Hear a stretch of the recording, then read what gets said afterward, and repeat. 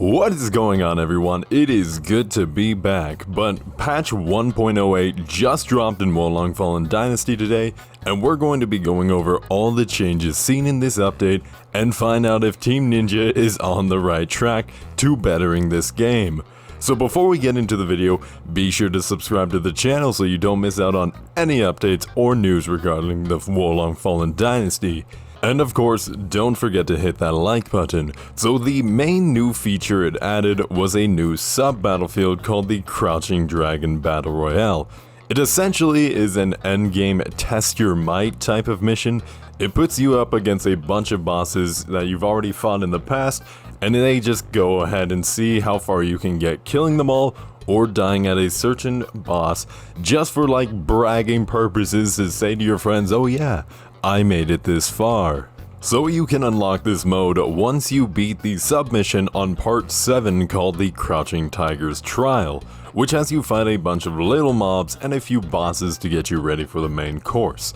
Funny enough, after not playing this game for a whole 2-3 weeks, I'm already super rusty, and I can't even beat this trial, so I definitely won't be doing this boss rush mode like anytime soon, so I don't really know how good it's gonna be. If you guys have already done it, let me know. Anyways, they also made changes so the recommended levels for an area is shown when invading or trying to co-op while searching for matches. I don't entirely understand the point of this one because 99% of the time you try and play co-op, you play with levels lower than you, and when you do, it just adjusts you to the host levels anyways, so knowing the area and the level it needs is kind of irrelevant in my opinion, but cool change regardless for those who would like to know. They made changes so that players can visit the Blacksmith upon choosing select another battlefield after clearing a battlefield during co-op, which is an amazing change because I know for me and my friends, we found it really annoying having to leave every time we wanted to upgrade after beating a level, so definitely a much needed change. They then added a function that allows you to swap martial arts, and you might be like, hell yeah, like I did, thinking that this meant you could swap to new martial arts. But sadly, no. It just swaps the placement of the two you already have on, so that they can be the opposite button inputs, I guess, so like, you know, R1 triangle or R1 square, those flip-flop. So, I don't know, were people actually asking for this? Because, yikes, that's pretty lame. Then of course a couple of quality of life changes, like they made it so players can compare set bonuses and check their statuses via the equipment menu, made it easier to level up your virtues faster rather than sitting there taking absolutely forever putting all those 150 points, respecking every time, and made changes so that when players use the items Dragon Vein Crystal and Dragon Vein Essence, the values before and after the change will be displayed, whatever that means. But the biggest and best change in my opinion being they improved issues that would sometimes cause matching to take more time than necessary during online searches. And this wasn't sometimes, this was all the time.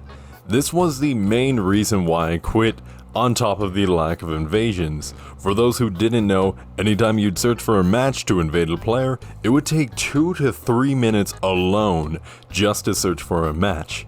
And then it would just tell you that there was no match to be found or unable to join a match, so it was extremely frustrating. I am so glad that they adjusted this because man, I was constantly annoyed by this. And then for the final part of this update is a bunch of bug fixes that I will slowly scroll through so you guys can read them and see what changes were done that might actually interest you. Honestly, not a big update like 1.07 was, but a new endgame boss rush is definitely a cool feature. The previous Neo games had these features too, so I was certain that sooner or later we were going to get something like that as well.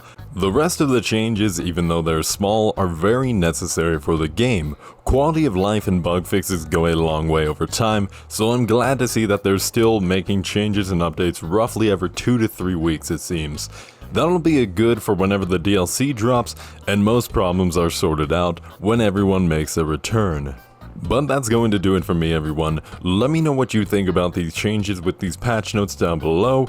Do you think that they were actually good or a little meh compared to 1.07's update?